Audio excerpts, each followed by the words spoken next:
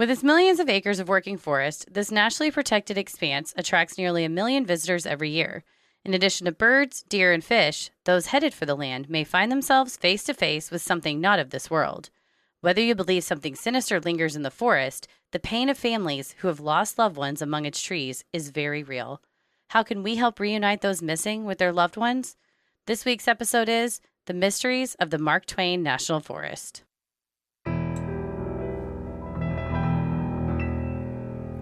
A bump in the night, your heart fills with dread. Probably a murderer who wants you dead.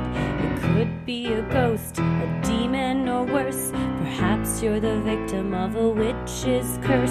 It's hopeless, you're doomed. You'd call a priest if you could. You'd rather just listen to who? Sinisterhood.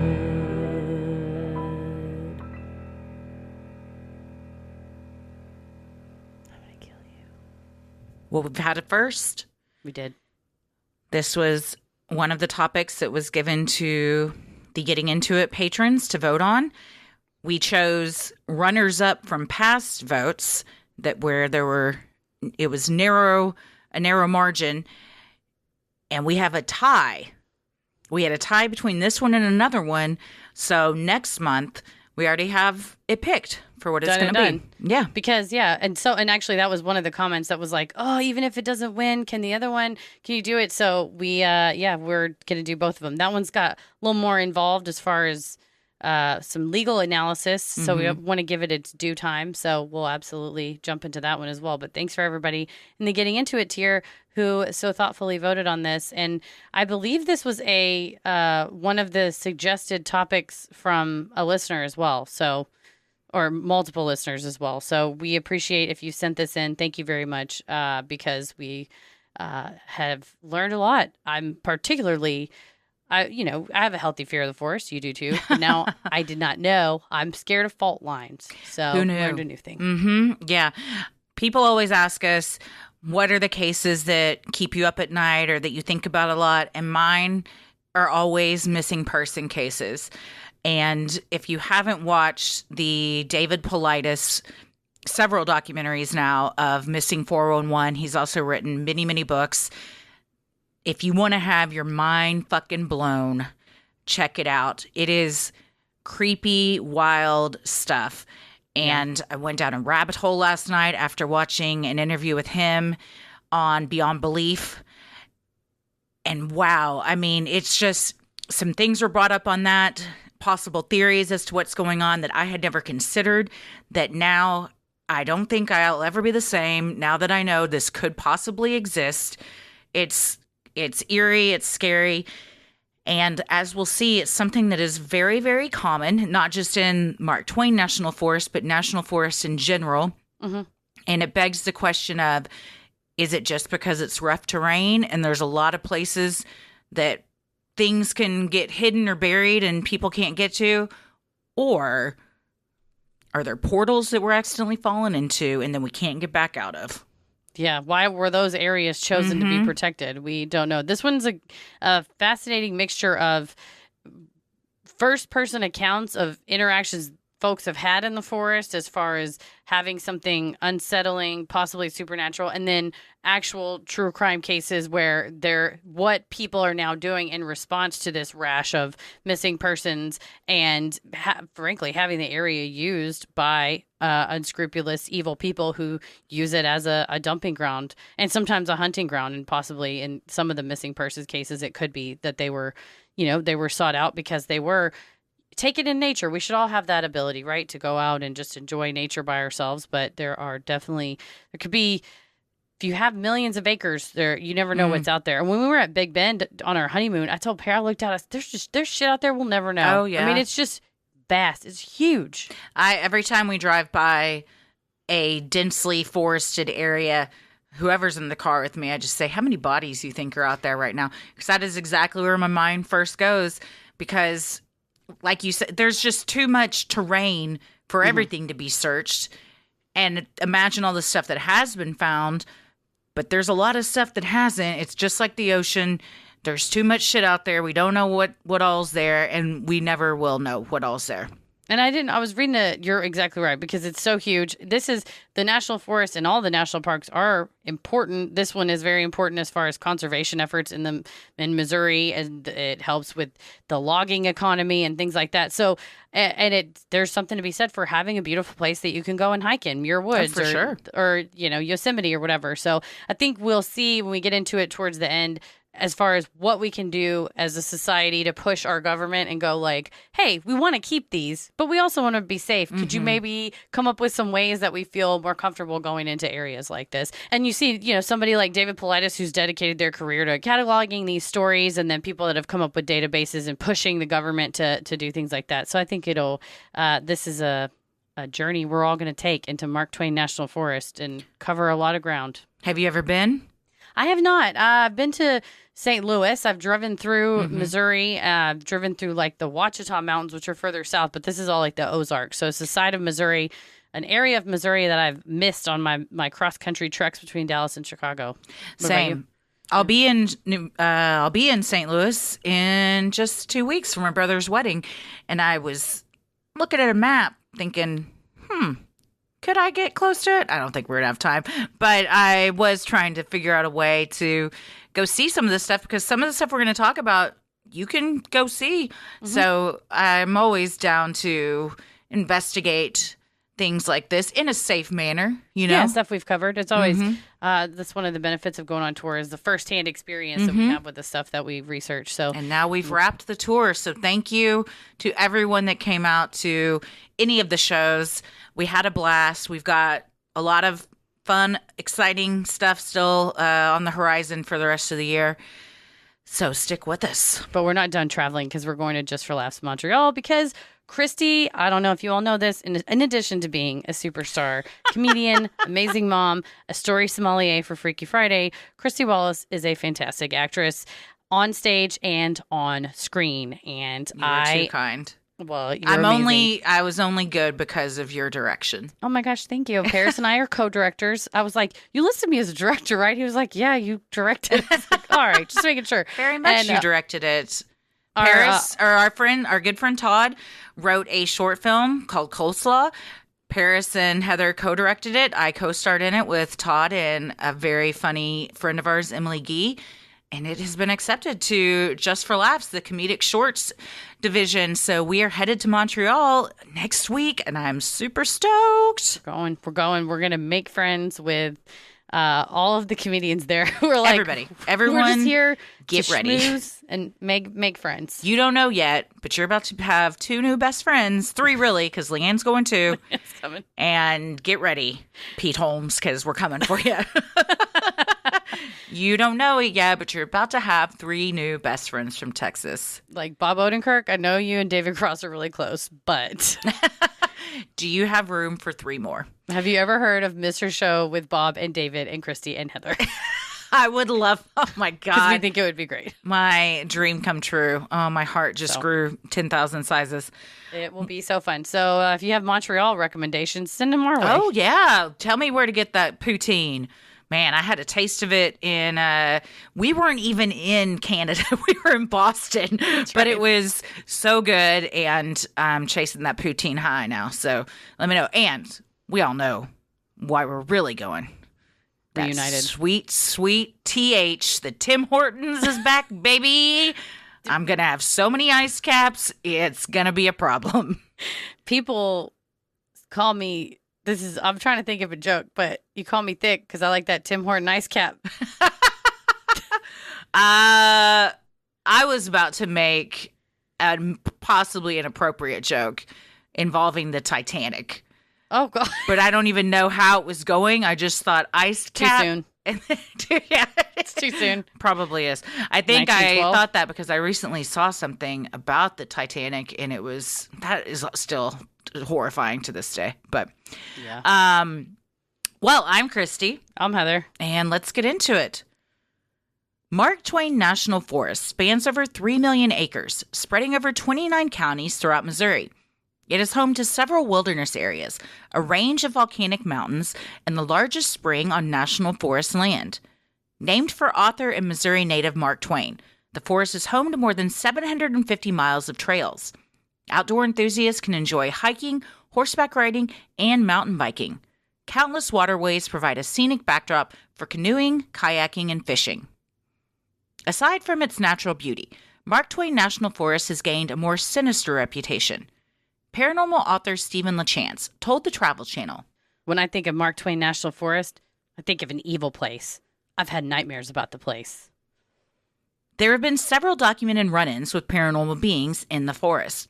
In 2003, a couple was driving down the road on the hunt for their campground. They found themselves lost, unable to find their destination. Soon their attention turned from directions to danger. First, the passenger heard angry barking. Within seconds, an enormous dog was running beside the car, keeping pace with the speeding SUV. Stephen LaChance was interviewed about the incident and told the Travel Channel, It was big, it was black, it's got fangs, and it's got red eyes.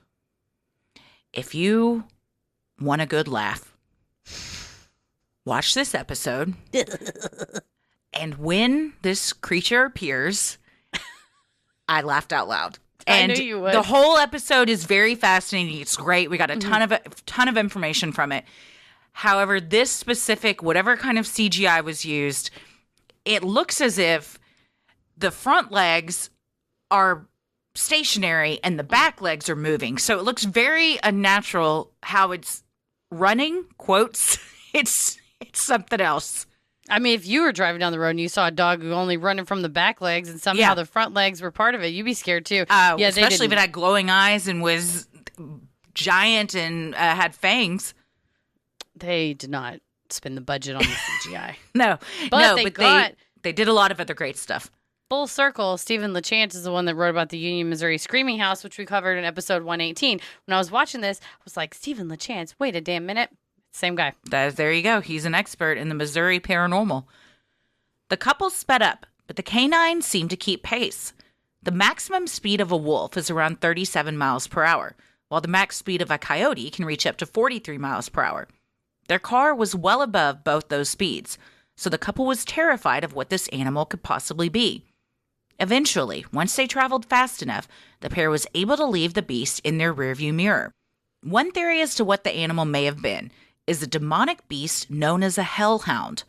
According to werewolves.com, hellhounds are thought to be guardians summoned from another dimension to protect a region linked to the underworld. Paranormal investigator Brian Callahan told Mysteries of the Outdoors, Hellhounds are a demonic creature that have been called in, usually, and ritualistically, they cannot be sent back. Hellhounds can also be used as protectors of sacred lands. Could it be that the demon dog was preventing the couple from getting close to some sinister secrets of the forest? What he made it sound like was that it was there to protect something. I love that someone also, they bought werewolves.com. Oh, fuck yeah. Which means they probably have an email that's like, Brian at werewolves.com. I love it. Yes. The hellhounds have also been thought to be in folklore harbingers of death. Mm-hmm. But then also, some say they protect you and can bring good news. So, it's however you want to look at the hellhound, I guess. However it best fits your needs. Some people come to you with a message and you think that they're being aggressive, but really they're just trying to help you out. Mm-hmm. So it's how you receive the hellhound's message. It's going to be personal. Perhaps danger awaited this couple in the forest, and the hellhound was like, get out of here. You don't want what's coming for you, and chased him out and saved their lives. It's like the Nain Rouge. People try to hate on the Nain Rouge, and it's not a harbinger. He's a warner. Yes. He's a meteorologist. Mm-hmm. In 2009, David Harkins, a paranormal investigator, was exploring the grave of Eliza Jane Laycock, which sits in the forest beside a road just south of a cemetery. According to Harkins, locals believe Laycock was buried beside the road because she was a witch, and therefore could not have been buried in the cemetery adjacent to the church. Out in the dark by himself, Harkins got a pang of sadness, something that was common to him any time he visited Laycock's grave. This night, when the temperatures dipped down into the low 20s, Harkins noticed something about the alleged witch's final resting place. The stones lying around her grave marker were all warm to the touch. And Harkins said that when he was out there, he said, it's not just I was sad for her because she passed away. He's like, I felt depressed suddenly. Like he said, he equated it to the loss of a parent. Mm-hmm. which to me what sounds like an empath when you are in an area that holds a lot of energy and you kind of take it on and you feel what that person felt is kind of the vibe that I got. This is one of the places I was saying I would like to go visit because there's a wooden grave marker with her name on it just on the side of the road. So if you knew the location, I think you could go ahead and pay your respects. And people do visit it. I saw on like forums that people were like helping each other find directions and showing pictures that they had visited. But that's the scary thing about any national forest. You can have directions and you might think you know where you're going, but one wrong turn and you're donezo. In my rabbit hole last night, there was some clickbait thing of a girl lost in, I can't remember what forest she was in, but she was missing for 7 days. They did a huge search. Everyone assumed because it was below freezing and there was snow on the ground. And she had just gone to walk her dog and got lost. And then 7 days later, they find her and they were just shocked that she'd been able to survive. But her positive attitude, plus she knew a lot about the wilderness and was very experienced, kept her alive and cuddling with her dog at night for warmth. But she was just taking her dog for a walk, stopped by a pond to have a dip, got out and thought the trail that she needed to get back on was one way. She actually turned the wrong way. And before she knew it, you're miles off your course. And then she just kept walking. So she would walk 10 miles a day, which at the end, it was like, well, this worked out good for her. In the event you get lost, stay put, find an open field or an open trail. Hopefully you're wearing bright clothing or find something maybe brightly colored that you can wave around in case people are searching from the air. But you just drive into the forest, you're looking for this gravestone. Next thing you know, you don't know how to get back, and it's so disorienting. You can't see, with the cover of trees and everything, you might not be able to see like above you. That shit is what scares me a lot. Especially if there's like cloud cover, you get disoriented what direction is north, south. And also, I'm very reliant. I'm very guilty of being extremely reliant on my phone. Of course, you don't have cell phone service out there. And then some motorists have reported their gauges on their car going haywire in this forest. And so even if you think, well, I have a car, it has a GPS, it tells me where I'm going, it could still get, it starts going wild when you're up there. I am terrible with directions, even in Dallas, where I've lived for decades. I have to use GPS. So yeah, if I got turned around out there, I live in the forest now. I'm a forest person. The only place I've ever felt like I knew where I was going all the time was Chicago, and that's because the lake's always to the east. You know what I mean? Oh, yeah. That was the easiest. So I was like, oh, I'm going north. If you keep the lake to your right, you're going north. That's good, yeah. Harkins told Mysteries at the Outdoors that he looked up to find a man standing in the distance, staring at him. Even more terrifying, Harkins noticed the stranger was no ordinary man. He stood around 7 feet tall, and his eyes were glowing red. Panicked, Harkins decided to leave.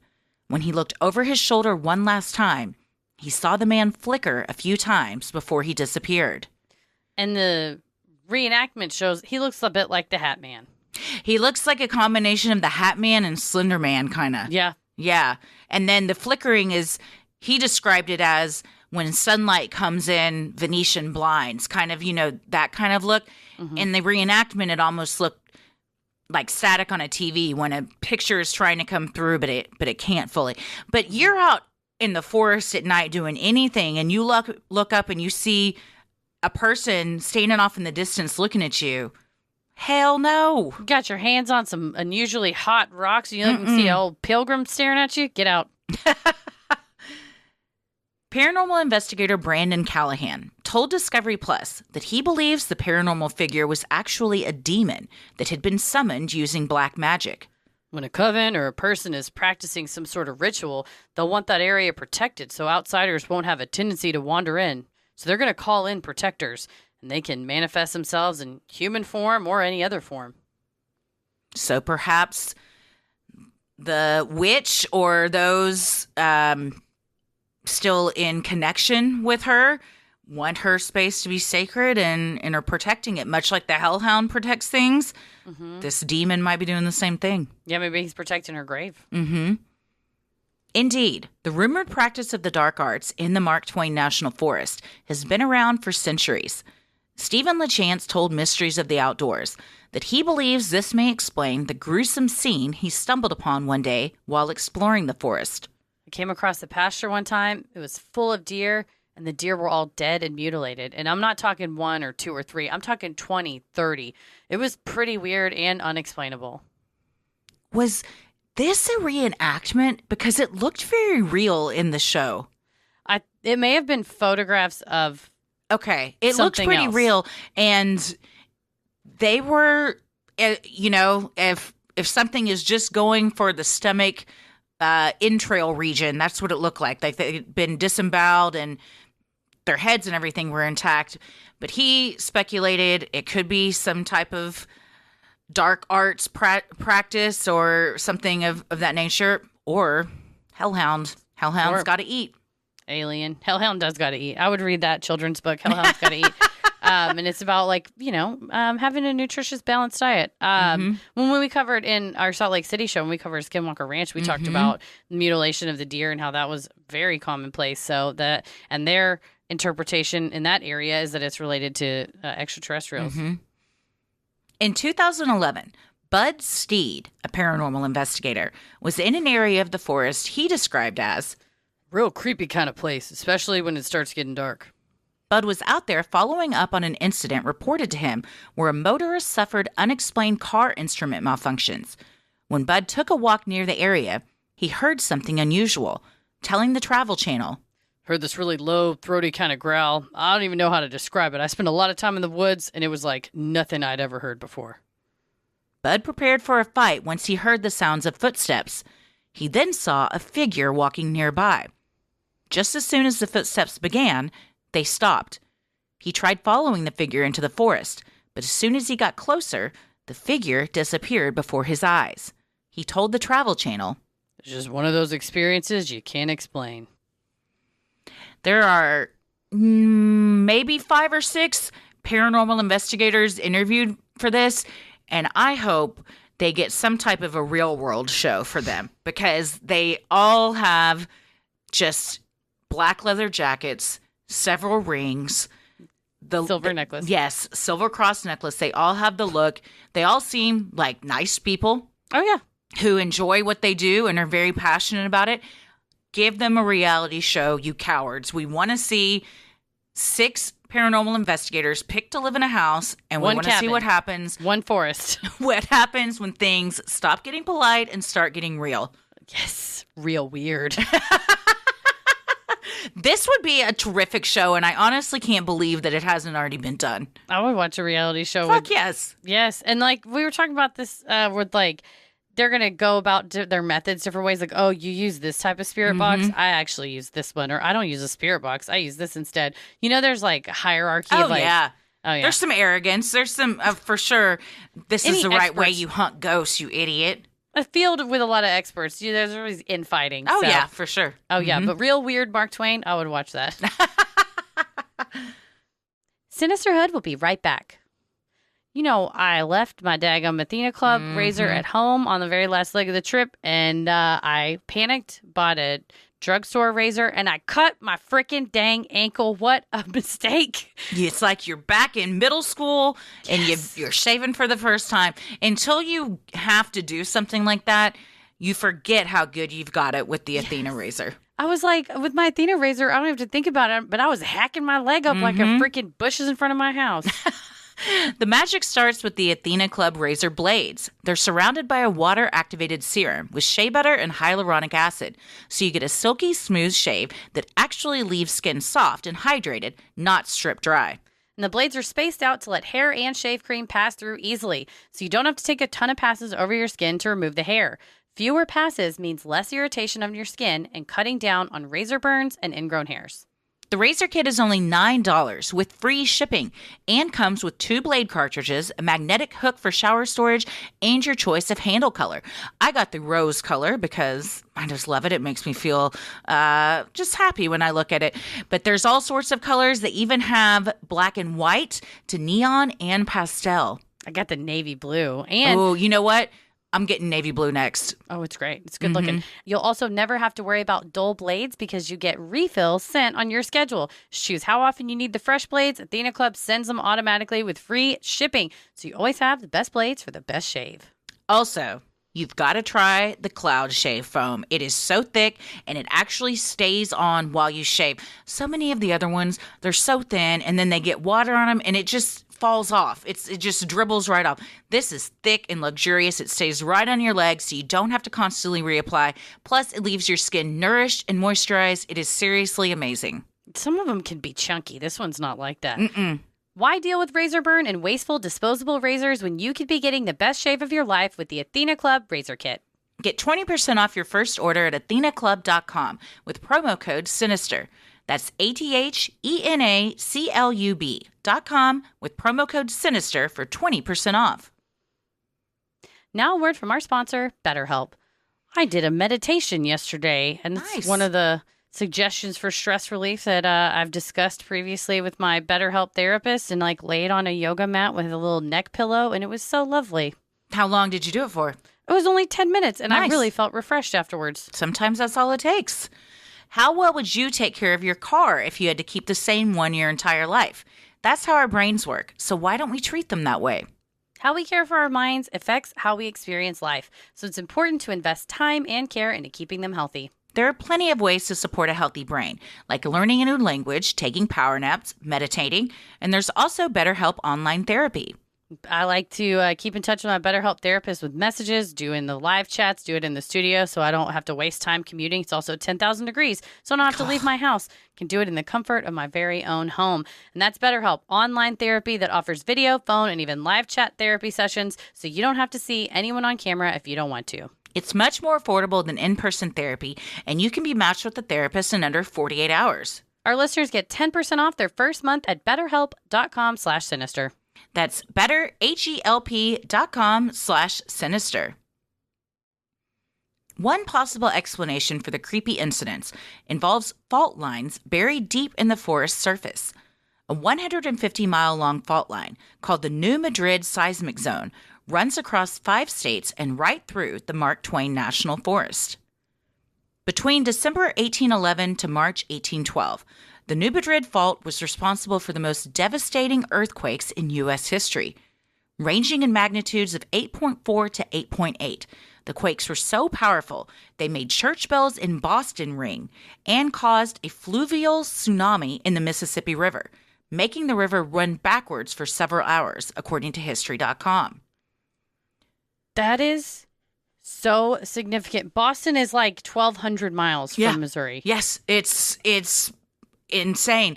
The pictures of what an earthquake of this magnitude can do is just, it's unbelievable. The ground literally opens up. They said rivers, because the ground opens up with current rivers, so all that water goes and floods the forest.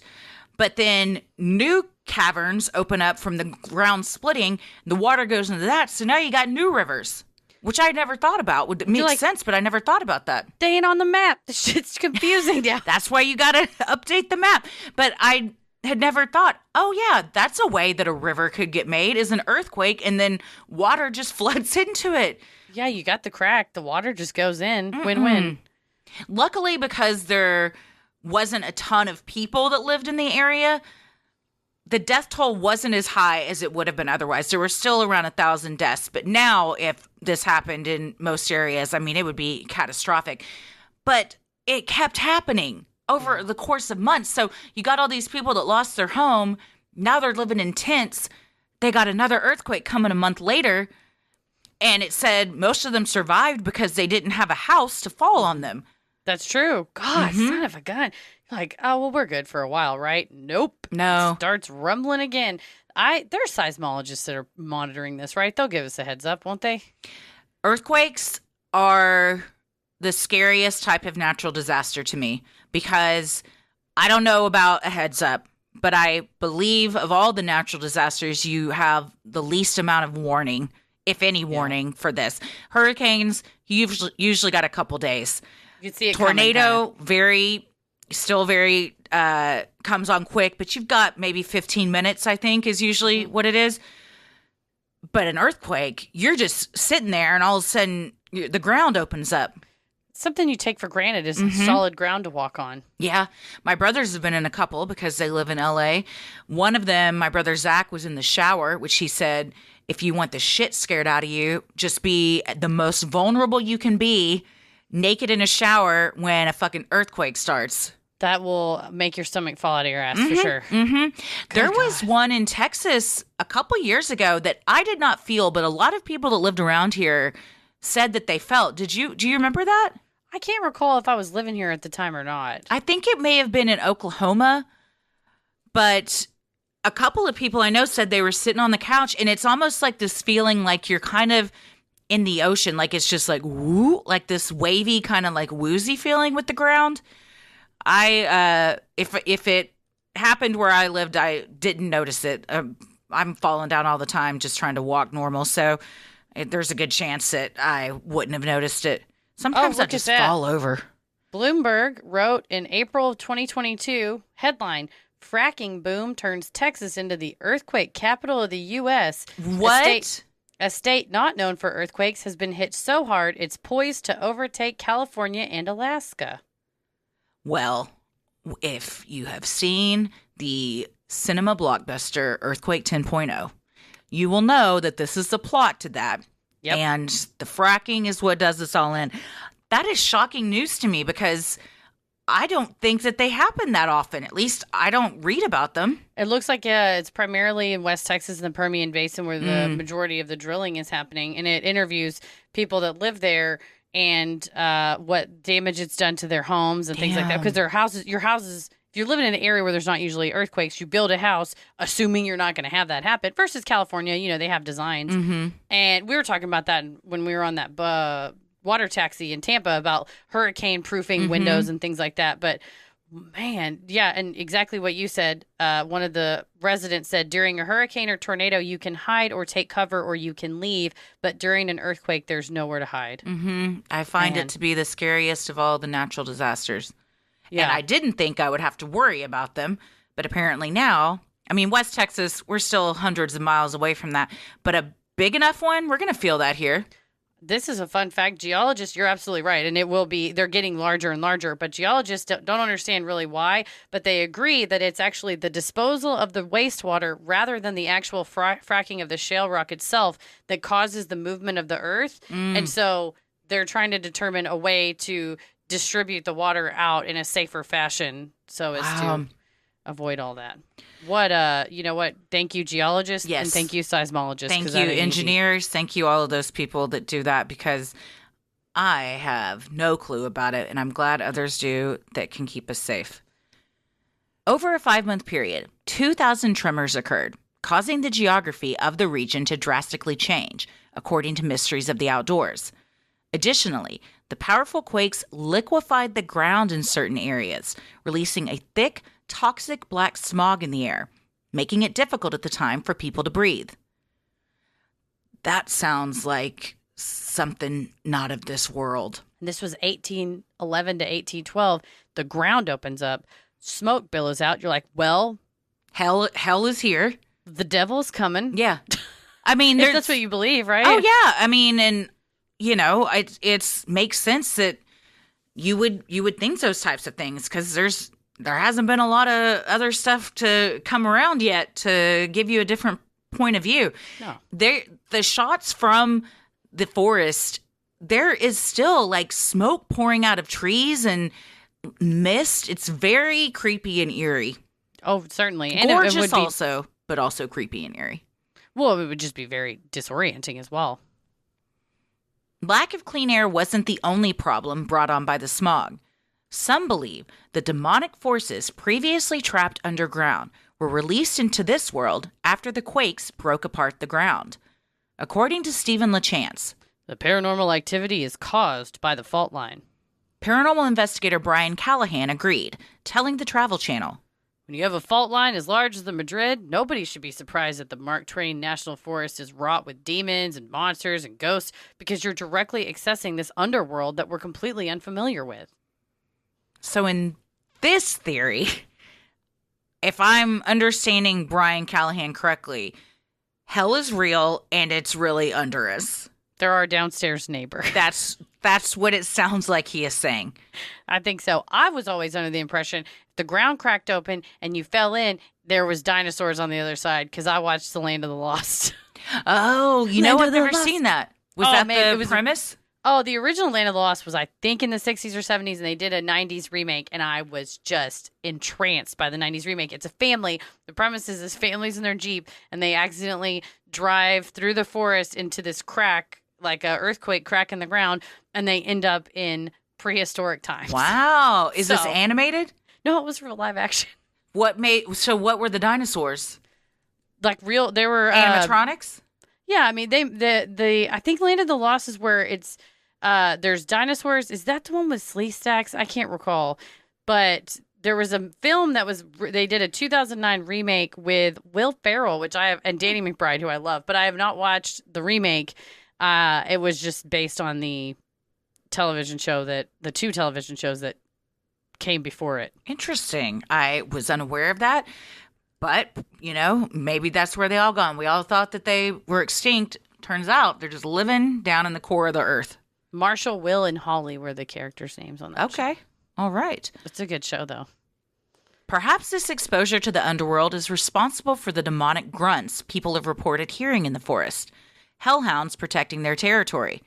If not demonic dogs, another monster may be responsible. Feral hogs. As of summer 2022, the federal government was formulating a plan to deal with a large quantity of feral hogs in the Mark Twain National Forest. Hunting the hogs on federal land is illegal, so other more compassionate methods are being explored.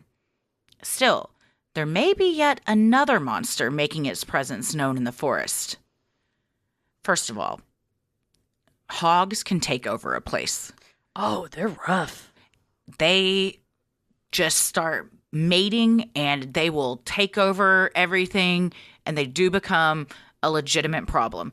So if these are running rampant in the forest, and they can get really aggressive and they're very loud. I mean, I hear Petal and she's just a pig. Mm-hmm.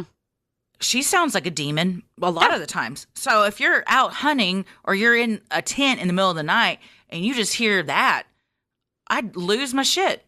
Would you describe it? Has she ever given a low, throaty kind of a growl, similar to Bud's Steed? Yes. When she is upset and you're trying to, I was trying to get her to come inside the other night and she didn't want to. And she's like, they almost bark. And she's like, it's wild. So if you're alone in the forest and you hear that, yeah, I'd be like, there's a demon here. You're following up on a paranormal investigation by yourself and you just hear that? Yeah, I'm sure you'd be scared. Do you think that people say they're mating like rabbits because it's more sexy than they're mating like feral hogs? They're in there fucking like a couple of feral hogs. We need to start that one because it's way funnier. You got to make that face I just made too. Well, with over 3 million acres of dense forest, it should come as no surprise that dozens of Bigfoot sightings in the MTNF have been reported. The YouTube channel Sasquatch Theory chronicles interviews from hunters and wilderness enthusiasts that claim to have encountered the beast. One man, Matt, said he was never a believer until he witnessed a Bigfoot walk across the road as Matt was driving down a forest road one day. According to Matt, the creature was at least 6 feet tall and covered from head to toe in hair the color of a paper sack. Matt said the animal didn't seem at all concerned with traffic on the road, confidently walking across the street without looking both ways. As the Bigfoot climbed down into a ditch, Matt noted the solid black soles of his feet. I like that Bigfoot's like, you'll stop for me. Matt was very surprised. He said, any type of man is going to stop and look both ways. And then you look again before you cross the street. But he just came out. He didn't mind me at all. And he just walked right across the road. Also, this documentary is what we will call it. Is they could have used some editing. It is several interviews that are 10 to 15 minutes long each. And it is just straight through. There's no editing. There's no cutting anything. So You get a real feel for the person. Matt seemed like a very nice man, and all of them, I firmly believe that they believe what they saw was a Bigfoot. Yeah, I'm sure. I mean, you don't go on camera, on record, and give a solid 15-minute interview if you don't genuinely believe what you're saying. Mm-hmm. Although, to his argument, a man walking across the street, yeah, okay, they can look both ways, but a man doesn't have the swagger of a Bigfoot. No, the Bigfoot's like, I dare you. I dare you to hit me. But the guy interviewing him is under the impression that the Bigfoot knew the car was there, and he was just like, yeah, it's like you're marking your territory. You're showing him who's the boss. Got to. Another hunter named Bill told the channel that while camping in the forest one night, he was awoken around 1:30 a.m. by a cacophony of sounds, including huffing, puffing, and growling by an unknown animal. Armed with a loaded .45, Bill crept out of his tent to see what he was up against. Much to his surprise, Bill saw what he believes was a Bigfoot. Jackpot. I don't think that's what you would think you're going to come out. Maybe a bear, a hog, something. I don't know if Bigfoot, if I'm going to be like, well, I'm going to deal with a Bigfoot when I get out of my tent, because I would not have gone out of my tent if that's what I thought. No, probably not. I mean, he seems like he's armed and, rough and tumble outdoorsman, but I probably wouldn't. I'd be like, unzip it a little bit, be like, oh shit, it's a Bigfoot, and just watch it from afar. Mm-hmm. Not wanting to harm the creature, but rather just scare it away, Bill fired 5 shots 15 feet above the animal's head. Bill expected the Bigfoot to retreat and for the woods to go silent. Instead, the opposite happened. The forest erupted with sounds of groaning, knocking, and other animalistic cries. Bill told the filmmakers that he then realized there were many more of the creatures, and that they may have thought he killed one of their own. In addition to these accounts, the show reports at least 12 other Bigfoot sightings out of Missouri. Well, if you got a whole lot of forest-covered area and millions of acres, it's a great place for them to... We haven't watched Sasquatch Legend of the Bigfoot DVD. We should. We should watch that soon. I had never thought of a gaggle of Bigfoot. I don't know what we call a group of Bigfoot. We should figure that out. Big feet. I never thought of big feet living in groups together. Like a pod. Yeah, you always think of it as one solitary animal, like one owns each forest, but I don't think that's how it works. So if they all live there together and they think that one of their own has been killed, it would make sense they're going to rise up and maybe express grief or be like, you better stay in that tent, Bill, or we're all coming after you. Yeah, human, Bigfoot, it doesn't matter. We all have that. You fucked with my friend, not on my watch, and you come on out of there. May I put forth the suggestion that we call it a lumber of Bigfoot? A lumber? Like, yes. Is that a real term? No, I'm suggesting it because they kind of lumber when they walk, and lumbers in the woods in the forest. Okay. And it's like a murder of crows, lumber of Bigfoot. It's a suggestion. Murder of crows is my favorite grouping of animals. There you go. A lumber of Bigfoot. You heard it here first, folks. When this is in the next Stephen LeChance book, we want credit for that. A lumber of Bigfoot is what we're calling them. Please, sir. Bill's also said after this happened, he just, like you said, he didn't lock himself in the tent. He zipped himself up in the tent with that 45, just right there, staying wide awake. And as soon as day broke, he threw everything in his truck and got the hell out of there. Oh, sir. Yeah, you can't stay around and find out what's going to happen when the lumber surrounds you. He said they give us the day, but they don't want us to be there in the night, which, you know what? At least they're giving us the day because that's when most things are out in the forest anyways. That's when you want to see all the stuff. So that's nice of them. They give us the day. That's so dramatic. I love that. Oh, they were all quite dramatic. Yes. Deep beneath its surface, the forest houses a network of caves dating back centuries. The underground labyrinths have played host to Native Americans who once inhabited the land, all the way to 19th century outlaws who used the caves as hideouts on the run from the law. In one particular cave, Jesse James's name is carved into the stone with the date September 22nd, 1879.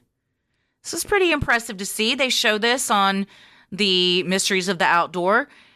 And if it's legit, which I think they verified it has, that is those things, those are exciting to me. I think that stuff's pretty cool. When you see history like that right in front of you and you can kind of touch it. Like when on tour, when we went to the Mordecai house, and this is the original wood that enslaved individuals used to build this church, and you're touching this wood that was used 300 years ago.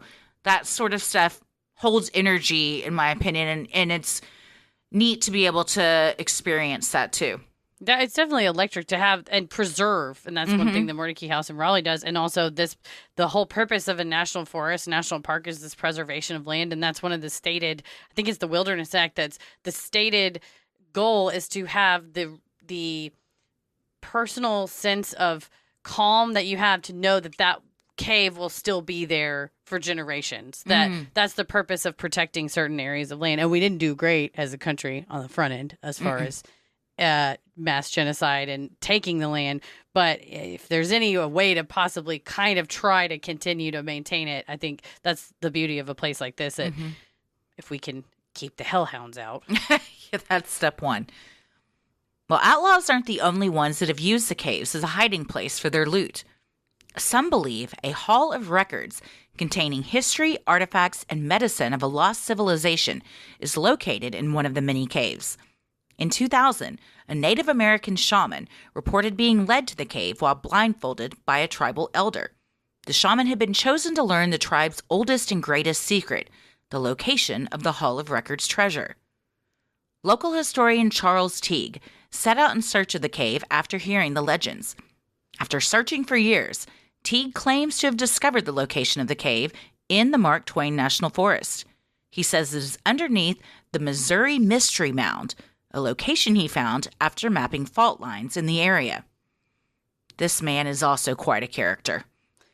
Anybody with a singular focus and obsession is always fascinating to me. He, in his interview, has a photo album that is probably 4 inches thick that is just filled with documentation, photos of himself, things he's discovered over the years, and he's just flipping through it and reminiscing. And they say that this Hall of Records, this particular one, houses a ton of artifacts and treasures. There's another man that's interviewed in the show that says they have these in other states too. So perhaps the theory is that prior civilizations have kind of stored things, their historical stuff all in one location. And if you can locate it, then maybe you unlock the door to a bunch of mysteries. Atlanteans was one. So who knows? But this particular one is, according to Teague, underneath the Missouri Mystery Mound. Maybe if it's not yours, don't touch it, Yeah. I think it's probably, leave it or let folks who it has a little bit more claim to it before you start going in and fondling things. If it is there, I wonder why preservationists or archaeologists haven't removed it in order to preserve it so it doesn't get taken by just ne'er-do-wells roaming around the forest. That's a good question. Teague is confident he knows the whereabouts of the Hall of Records, but told Mysteries of the Outdoors that he has been unsuccessful in gaining access. Every time he has tried, armed men have shown up, demanding he leave the area. Teague believes they are protecting something they don't want the public to find, telling Discovery Plus, "It's an underground depository of ancient artifacts from all over the world that have been deposited in one area in the middle of the United States in a cave. And the ancient artifact of treasures is protected, and people are not welcome there." So according to Teague, he doesn't ever say who these men might be, but someone is guarding this and trying to keep people out. And he said he and a buddy showed up to go exploring, and just kind of out of nowhere, these armed men roll up in a truck and they're like, "What the hell are y'all doing here?" So much like we were just talking about with Skinwalker Ranch, it seems like there might be cameras and people know what's going on. So, even you don't see them, but they see you and they're watching. that is another eerie thing about the forest. But yeah, who knows? Maybe they're G-men, they're FBI agents or national parks, or it may be you don't know that it's not private land because a lot of it is federally protected land. I think some of it is privately owned, and so you never know if you veer off into the not public lands anymore. People might have tripwires or alarms, motion sensors, things like that. Sinisterhood will be right back. For many of us, stress is just a regular feature of daily life. You and I were just both discussing taking accidental naps due to being exhausted. Yes.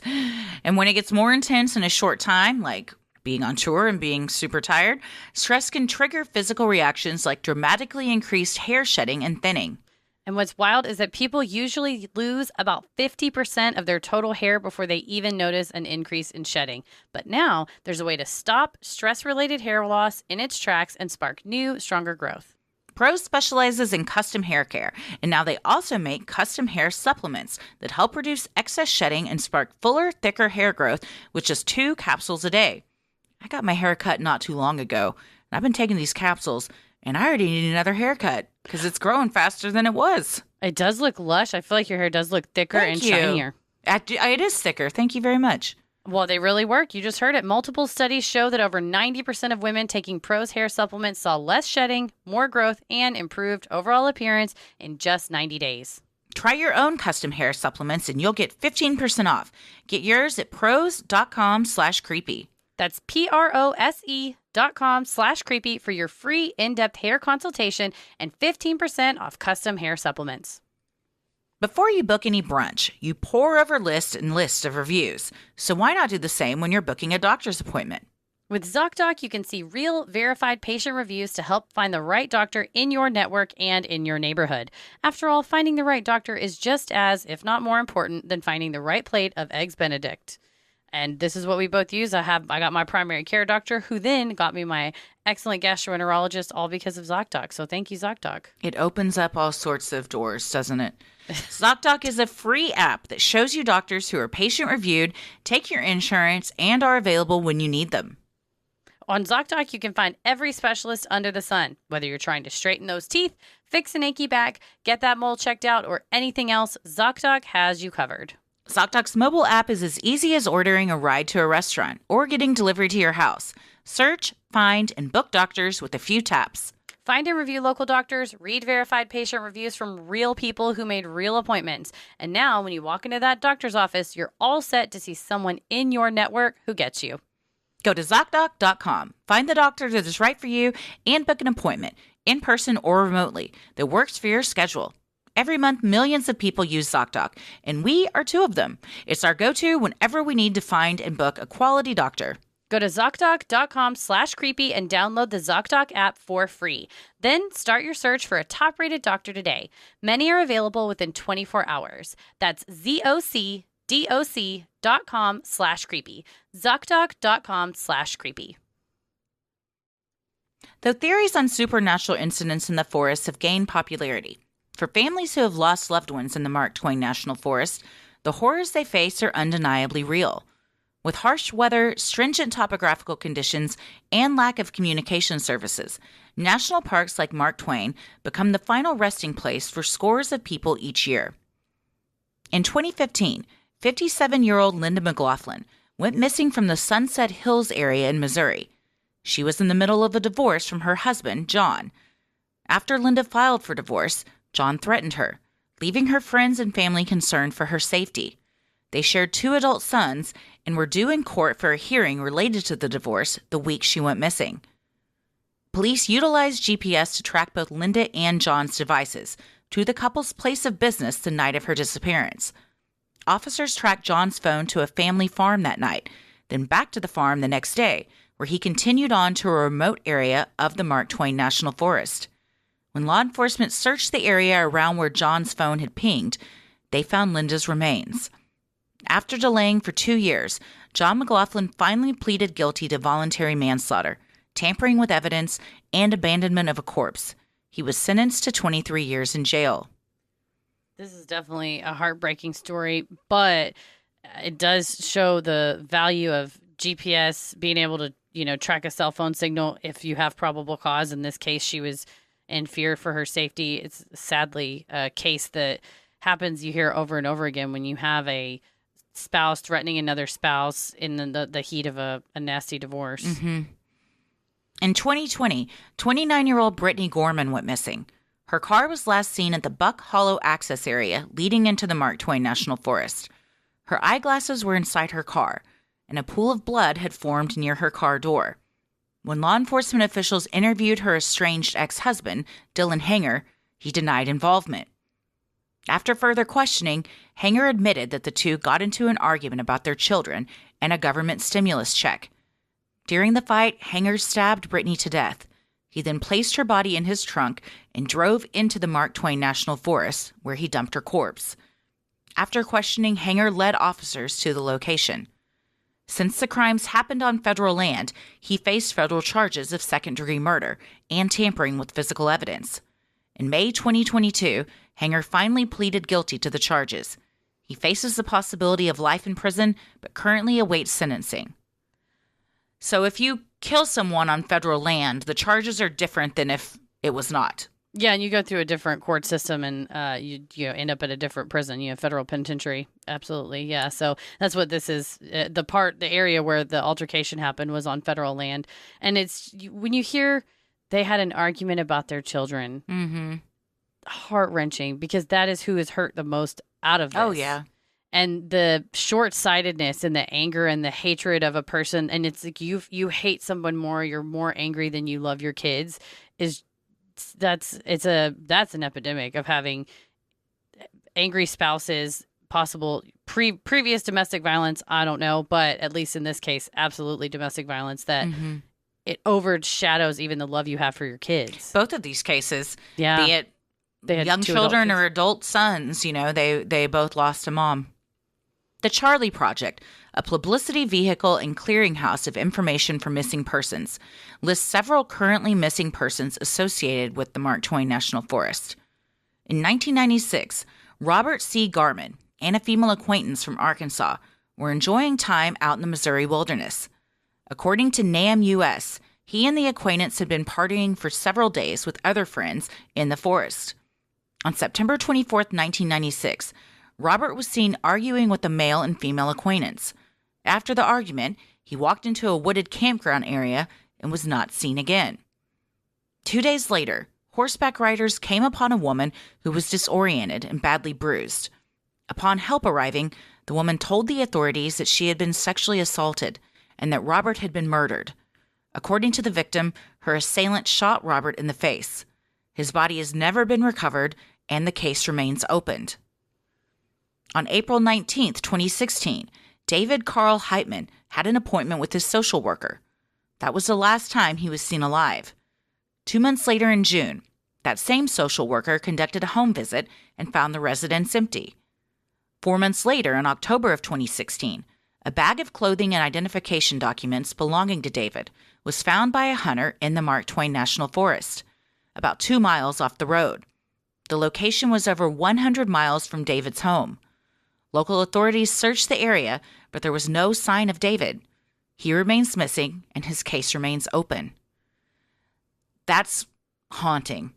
That you can just disappear. That anyone can just up and disappear, and you had a whole life. He had a family, friends, whatever else, and then poof, one day you're just gone. Yeah, and also the same with Robert Garman is the idea that you're out with friends and you walk however far away, it doesn't say he ran 30 miles in the other direction. You just take off walking and something or someone is lurking in the woods in either of these cases, because I don't think there's signs of foul play with David Heitman, but for the fact that all that was found was his belongings, and he physically was not found 100 miles from his house too. Yeah. So it begs the question, how did he get there? Why? His car wasn't reported found. Why would he have been there at all? Yeah. In 2017, 66-year-old Robert Leslie Huddleston from West Plains, Missouri, went for a walk in the Mark Twain National Forest, as he did almost daily. An avid walker, Huddleston would sometimes cover 4 to 6 miles per day. He lived just across from the forest, so getting to the trail from his home was a quick commute. However, on July 31st, 2017, Huddleston went for his walk and never returned. He remains missing, and his case remains open. And that's another one that's disturbing in a different way, that a person is very familiar with the area, walks significantly every day, could, again, you leave, it's just another day. He just went for another walk, always. And, 66 years old, if you're walking 4 to 6 miles a day, you're pretty spry. You're able to take care of yourself. It's the mind reels at what possibly could have happened. And that's what all of these missing people, their families, that's all their mind is doing, is reeling of like what could have happened. There's no closure. There's nothing to bury. There's no answers as to what happened. It's just a constant open wound. And I think, some people may go, oh, well, even with the body, there's not closure because why did this happen? It's still something. It's still something tangible. And I think human beings for millennia, you get something out of the concept of honoring a person who's passed on, whether you bury them, cremation, whatever. There is something to be said of the healing process of honoring their life in a certain way. And it's hard to do that if you don't know, are you still out there? Yeah. Or you're just left wondering what happened. Even if the answer is something horrible, for me, I think having that answer would be better than not having that answer. Because my mind would go to the darkest places possible. So anything I can imagine probably is no worse than what actually happened. And at least then I would have an end to the story. Well, and I think, yeah, absolutely. And we try to tell ourselves that when we lose a loved one of, oh, this is at least blank. You tell yourself, my dad had cancer, but at least he didn't suffer this much, and that doesn't take it away, but it's just all coping mechanisms and ways that we deal with tragedy. And so it's always heartbreaking when a family doesn't even get that doesn't even get some way to try to possibly heal in some way. It's difficult. Patrick Chapman was last seen around 10 p.m. on the night of May 1st, 2020. According to the Aware Foundation, Patrick had gone to Mill Spring, Missouri to stay with a friend. That friend got up around 4 a.m. to go to work and noticed Patrick and his burgundy 1995 Ford Escort were both gone. On May 29th, Patrick's car was found about a half mile from the Mill Spring Cemetery on a four-wheeler path in the Mark Twain National Forest. Authorities found his wallet, ID, and other personal items in his car. A devoted father of his young son, his family believes that he would never have left the boy willingly.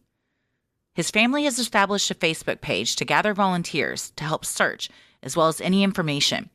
According to posts, although his wallet and ID were in the car, his cash was taken. His car was also completely wiped of fingerprints. Patrick's family continues the search using drones, walking the forest, and soliciting the public for tips.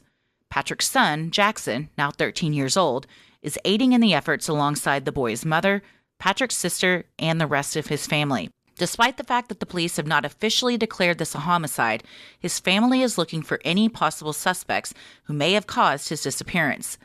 Links with information on how you can help with tips, aid in the search efforts, and support the family's GoFundMe are posted in our show notes. This is very heart-wrenching. The family is very vocal about wanting further police investigation into it because it's a little bit different than the other cases. Except for Robert Garman, where you have a witness that says, I saw this violent act happen to him. But that I think there was an initial push from law enforcement to go, well, he probably, it's probably death by suicide. Maybe he drove up there. But the family said, A, that would never happen. B, if that happened, who wiped the car down and why? And what does he need cash for? He always kept this cash on him, and this cash is missing. So I think that is where they're pressing the authorities to look further into the case and are relentless. Anytime the weather is nice, they're posting that they're going out. It reminds me of Daniel Robinson's father of, we're not going to give up. This was only 2020, so it's been now 2 years, a little bit over 2 years. And it's extremely heartbreaking to watch that. Now that has become part of this 13-year-old's life growing up is helping. And Patrick was no longer married to Jackson's mom, and she has become this spokesperson of like, this is my son's dad. My son is devastated. We want to bring him home. And you like to see that where it's, whatever we happened in our past relationship happened, doesn't matter. Right now, what's most important is bringing our son's father Oh, yeah. home safe and like working together. And it's as much as please check out we'll put it at the very top of the show notes. If you go to sinisterhood.com/show notes, or you should be able to click a link in your app. We'll put all of that up there. If you're in the Missouri area, if you have the capacity to go help walk, tips, anything like that. If you were around in May of 2020, around that area, or know somebody, anything that could possibly help them, I think they are welcoming any and all possible tips. When my dad died, my mom stepped in. She did more for us than, it wasn't even a question. And my parents had been divorced for many, many years at that point. It's, you put your feelings and, like you said, anything that happened aside. This is still your kid's dad. Yeah. So, and they're hurting. And so you do whatever you can. The cash and the wiping down of the car is suspicious. I also wonder, and that's, a lot of people in my research, yes, a lot of people go missing. Some people want to go missing. And we discussed that too in the Alaska Triangle. That a lot of people move out there. I'm not saying that happened here, but, if one was to disappear, what you might think you need cash, but leave your ID and stuff behind because you're going to get, assume a new identity or whatever. I hope that that's not the case for his son's sake and the rest of his family, and that he's found. And I think based on his interactions with them, he had been texting with them and things like that and making plans. So I think that's why it was so out of character. Mm-hmm. That it was just, this is a third party interaction. And I think if they're absent there was an accident and he hit his head and then he wandered off kind of thing, which finding the car not wrecked, I think then leads you to go, okay, well, there's a third party intervener that would keep you from going home and seeing your son. Beginning in the summer of 2021, TikTok videos exploring the number of missing persons in national parks began gaining attention. One video by user Becca Goldman at BeBetter10 racked up over 14 million views. One commenter wrote, "I'm not afraid of the parks. I'm terrified." In an interview with the Daily Dot, Becca expanded on her video, saying, "We're not seeing it in the news because it's not really being talked about much at all. Why would they tell you? It would just be another thing you'd be afraid of, and they want your money to go into the national parks, so you pay the fees to go and camp and hike." She has a whole series she's now doing called Are You Afraid of the Park?, where each time she examines a different national park and a missing persons case. It's quite interesting. And she's very well traveled and is an outdoor enthusiast. So she's been to a ton of parks. She's had her own experiences in them, some creepy paranormal type stuff. But she is not the only one that believes the real numbers of missing people are being kept from the public because it would affect how many people go. Therefore, the parks wouldn't make as much money. And they, I think they rely on funding, and that's was the I guess I didn't think about that when we went to Big Bend for the honeymoon, that they got a fence up and they're charging tickets to go to the desert. It's not a free desert. You have to pay to get in. Yeah. You had to pay $30 to get in. But when you think of there's a person there that's there's people that are maintaining all parts of it, then that's what it is. But also, no matter where you go, I think you should have disclosure about, so we can all weigh the risks and benefits.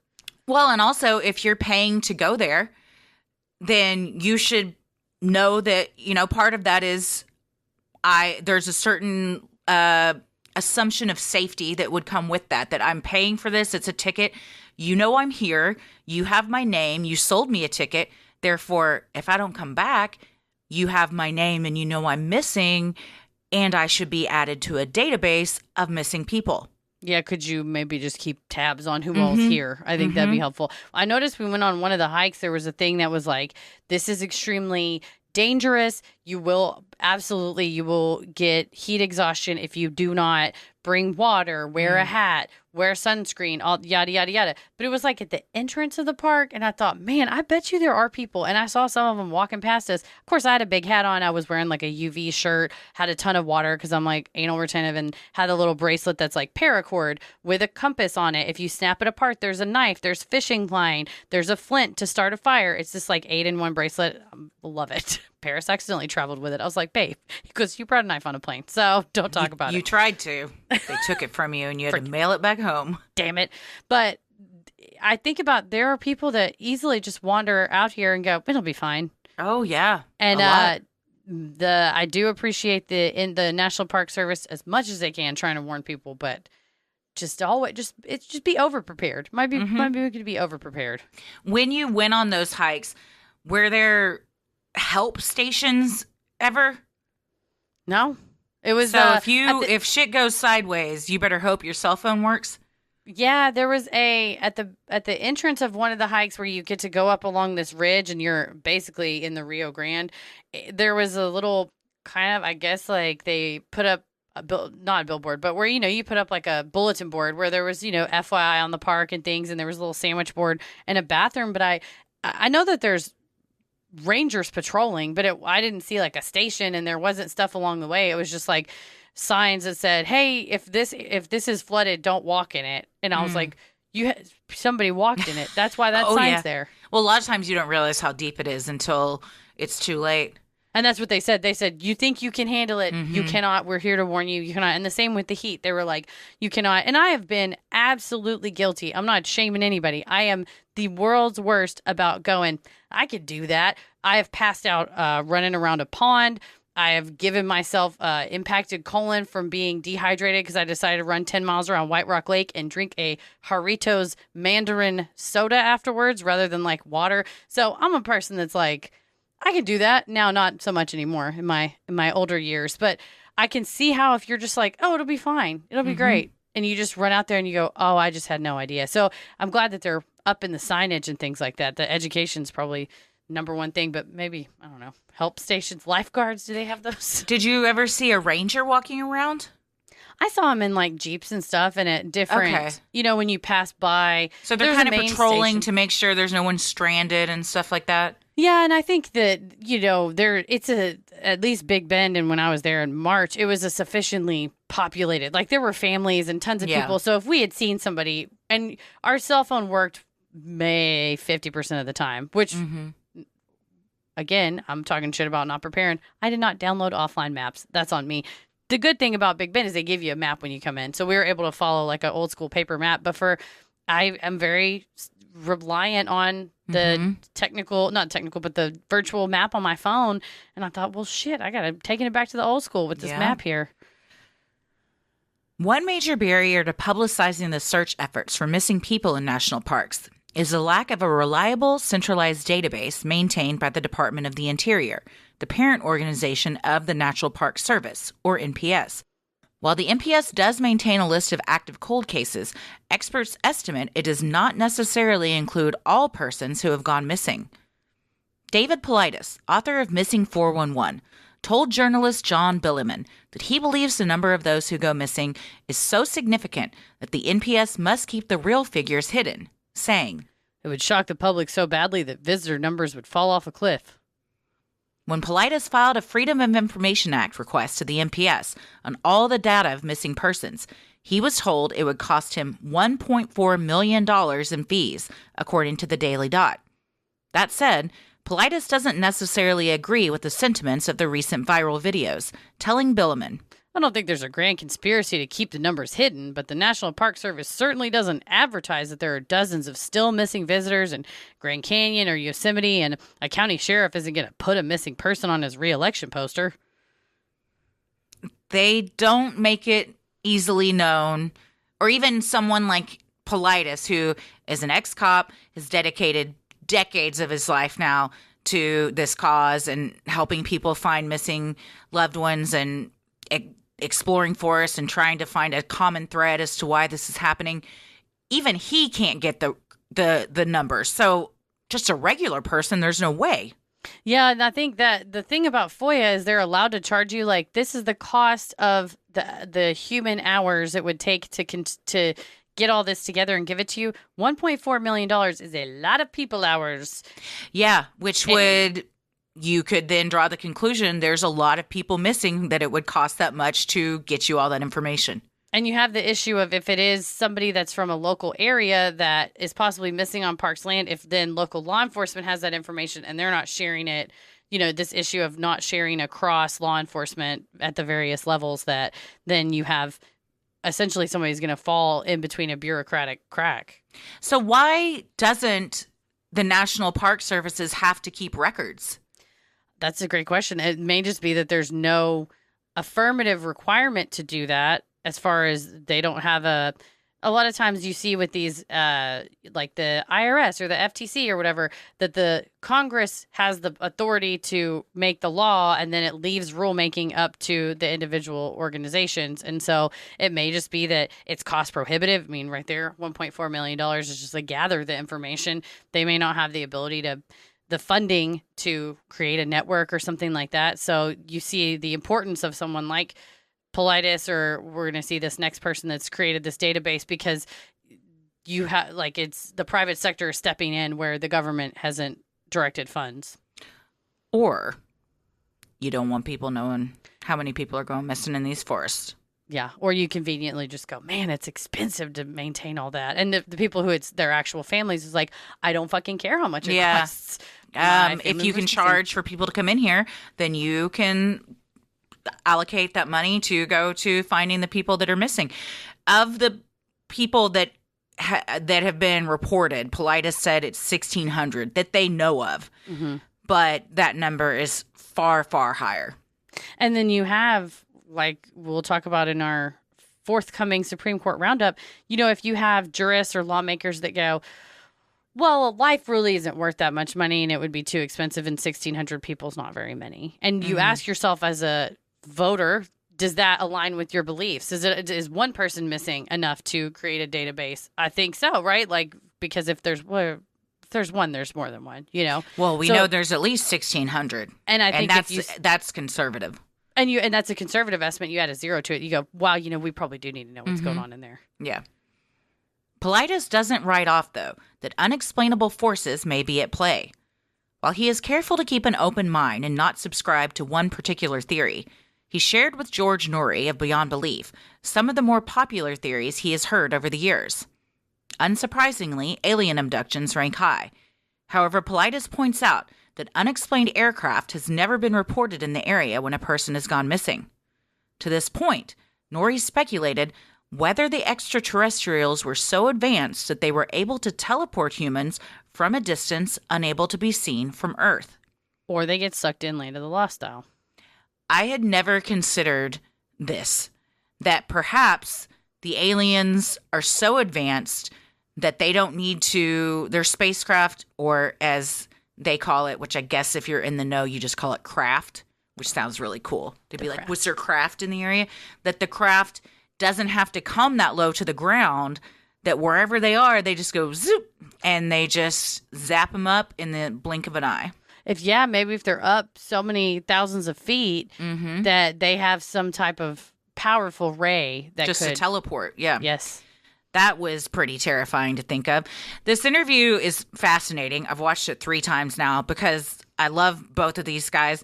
And one thing I really like is that they don't make fun of any theories. Everything is taken very, I wouldn't say seriously, but just nothing is considered silly or stupid. All ideas are considered.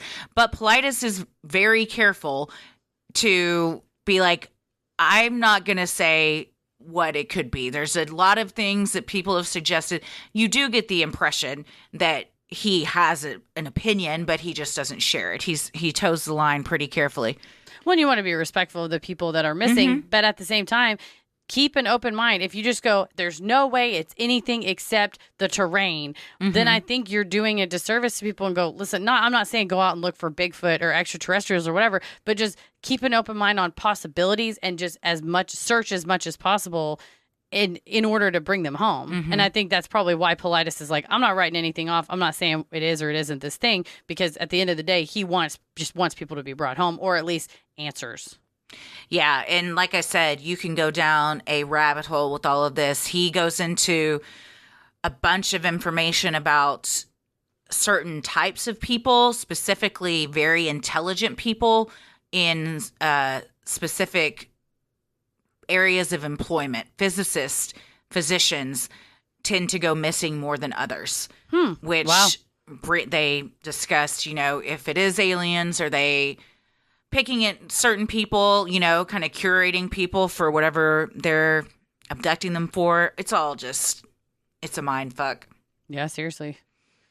Other popular theories include government testing, serial killers, and Bigfoot. Politis notes that with all of these scenarios, tracks and evidence will be left, something that is never found by search and rescue. Additionally, it would be quite difficult for a body to be carried for a long distance in that terrain. Of all the scenarios that have been presented to Politis, he says people accidentally stumbling through a portal to another dimension checks all the boxes for the commonalities he has found with the disappearances. However, he is quick to remind Nori that he doesn't necessarily think that's what's happening. Still, reports of people seeming to vanish into thin air without a sound could make sense if they step through a rip in our dimension and into another. He tells a haunting story about a hunter in Colorado that contacted him a few years ago, and he was up on very elevated plains hunting elk, walking through a field where the grass was like 3 feet tall, and he heard something kind of coming towards him, but he didn't see anything. And then he got on this trail and he hears a loud humming noise. And then a few feet in front of him, he sees something like blurry. Like he said, almost like you're looking through glasses that don't belong to you. And he gets up to it and it looks like a mirror. And he stuck his foot through and his foot disappeared. And he turned around and booked it the hell out of there. He got his foot out, right? Yeah. God. But the two men discussed, what if you're not paying attention and you got your head down and you just stumble into another dimension? Or that's something that was planted by an extraterrestrial, and that's a portal to get to their ship or whatever. Yeah, and it was very scary. George was like, what if you just stumbled into another dimension and then you couldn't get back out? And I'm like, what if there are all these people in this other dimension that are just lost and trying to find their way out? And to think of that is terrifying.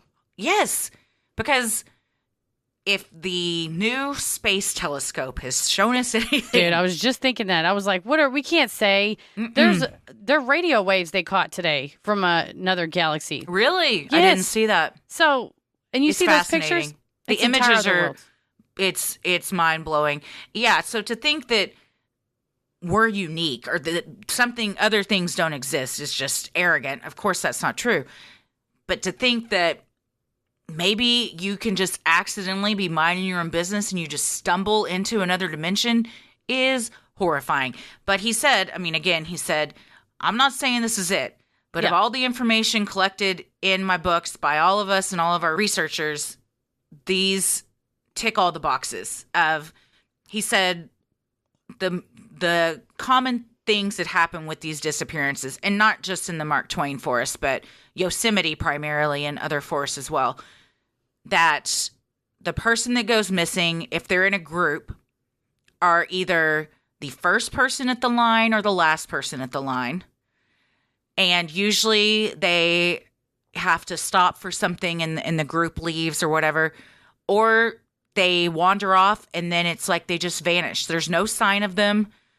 There's no evidence of a struggle. There's no, ripped clothing. Sometimes they'll find the person's clothing hundreds of miles away on top of a mountain. One time it was found, there were shirts and pants folded neatly in the middle of a stream, which was miles away from the person went missing.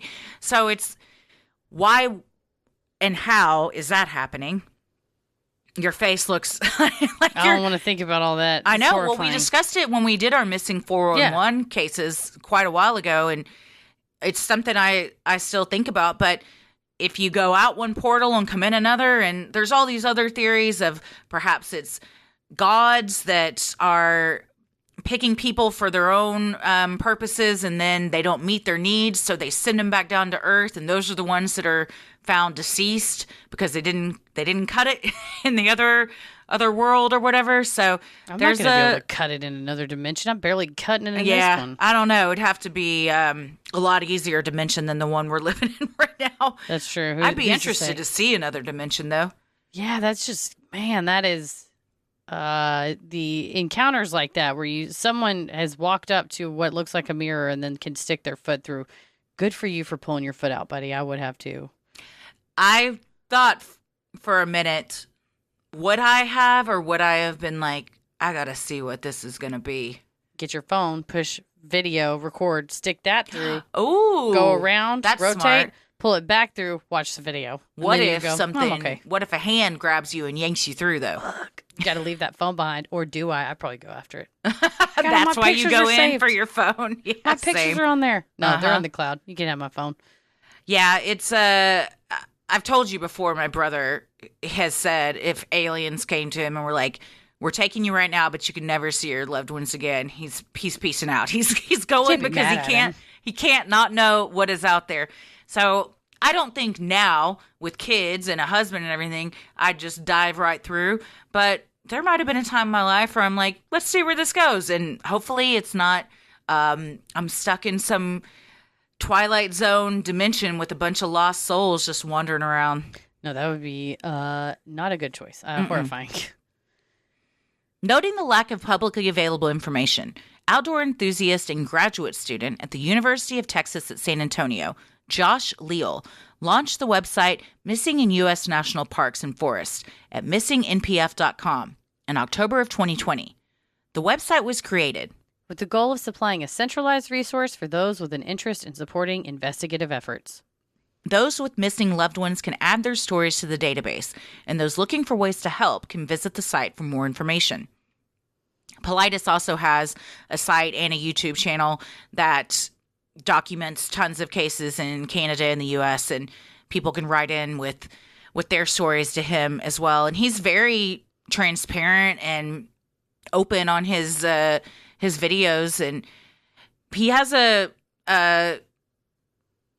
like calming demeanor about him, and he's very like he's very measured, and you know, again, like he takes all things into consideration. He presents the facts as he sees them and kind of lets the viewer draw their own conclusions. But you like that. You want somebody that's willing to take in all information and analyze it. Yeah, for sure. The National Park Service does maintain a database of its cold cases, though some experts have called for more transparency. If you have any information on an open case, you can call or text the NPS tip line at 888-653-0009. Send an email to nps_isb@nps.gov or fill out the tip form on their website. To access Leal's newly created database, you can visit missingnpf.com. We'll include all this information in the show notes at sinisterhood.com/show notes. So what do we think? Well, the forest is rife with mysteries. Both those we can explain and the horrors of man that we can. Well, maybe we can't explain it, but unfortunately, we're well aware of them. Yeah, all too real. I think it's good to see the push for more transparency, more keeping track, keeping records, things like that, and the internet being one of the good and bad of the internet, but one of the good parts of the internet, connecting people with resources and connecting families who want as many eyeballs on their case as possible. The local news does something, but the internet, searchable databases, things like this. If you're a hiker and you frequently hike in a place, that's part of your connection with nature. But horseback riders, helped the woman that had gone missing with Robert Garman. And so you may be the person that happens upon somebody that needs your help or sees something that maybe somebody else missed in the previous search. And so I think that's one thing we can all kind of do to help when we're out there in the wilderness enjoying it ourselves. Just keep your eyes peeled and see what you can see. Also, it sounds like, according to David Politis and the gentleman in the Colorado forest, keep your eyes open because you might walk through a portal and to Land of the Lost. Keep your head up. I'm not one for conspiracy theories normally, and I do think a lot of these missing person cases can be attributed to just getting lost in the terrain or animal attacks and things of that nature. But the ones Politis describes where there's no trace of anything, there's no evidence, and they all have these similarities, I can't explain it. It seems weird to me, so I can say I can't explain it, and it could be something that is unexplainable. And you may as a family member of a loved one who's been lost, or even if I went missing, I want you to do everything. Yes. I'm going through a portal to find you. Thank you. Go through like Ghostbusters Afterlife, not Afterlife. Ghostbusters, the one with Kate McKinnon.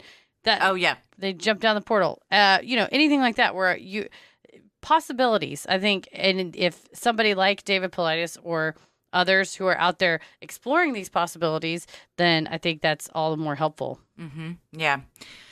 Well, if you have any stories about forest stuff, send them into our Freaky Friday. Submit them on our website because it's fascinating, and I would like to get some answers. So the more we all are talking about it and learning about it, maybe we'll get closer to getting some people back. And yeah, just like a lead on what possibly is going on, especially when you have, and like you said, so many paranormal investigators generally looking into this and matching up stories and descriptions of people and things like that. And that might lead to, the more information, better analysis. Absolutely.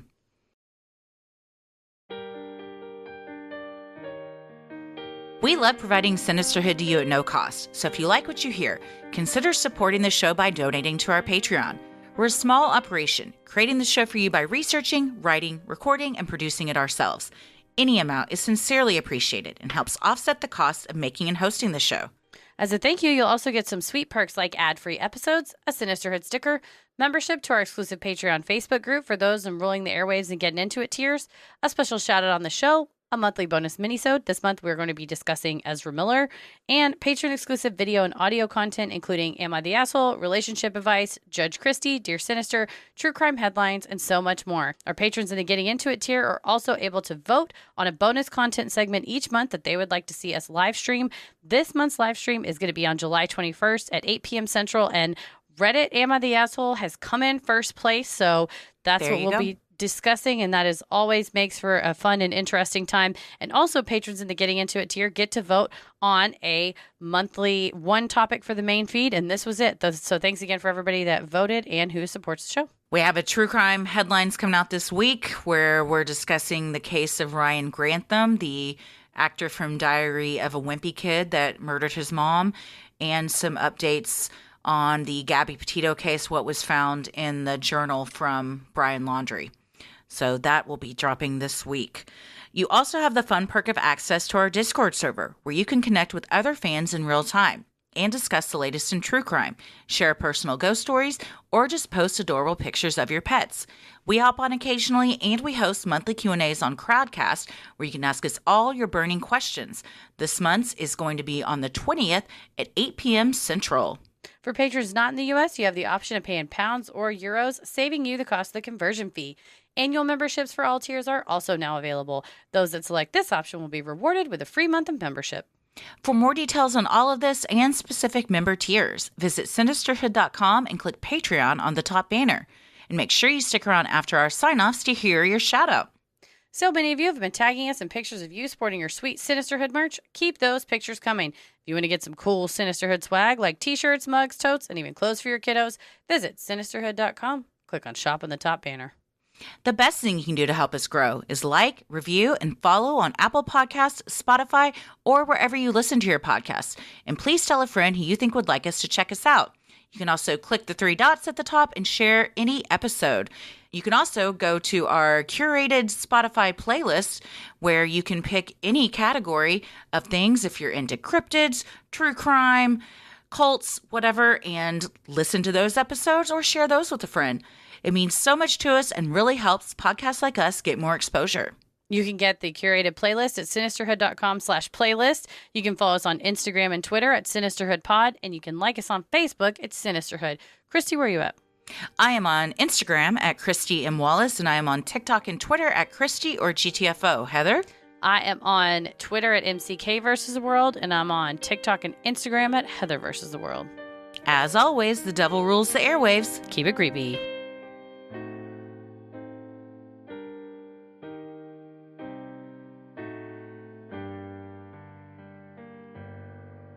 Hey everybody, thank you so much for supporting the show on Patreon. Here are your special Patreon shoutouts. Julia, Angie Cross, Rachel Thompson, Amanda Smith, Paula Lopez, Sarah Hauser, Caitlin Stashen, Sarah, Caitlin Monahan, Kylie Perez, Caitlin Othmer, Karen Mofford, Cage, A. Young, Jessica Goodrial, Eden Carr, Amelia Babick, Erica Swirsky, Stephanie Smith, Kent D.C., Kyle Hilliard, Liz Welch, Natalie Charlton, Allie, Elizabeth Crescelli, and Shannon Ferguson. Thank you so much for your support. We could not do this without you. We sincerely appreciate it and love you. Stay safe, stay healthy, and keep it creepy. Wah. Sinister.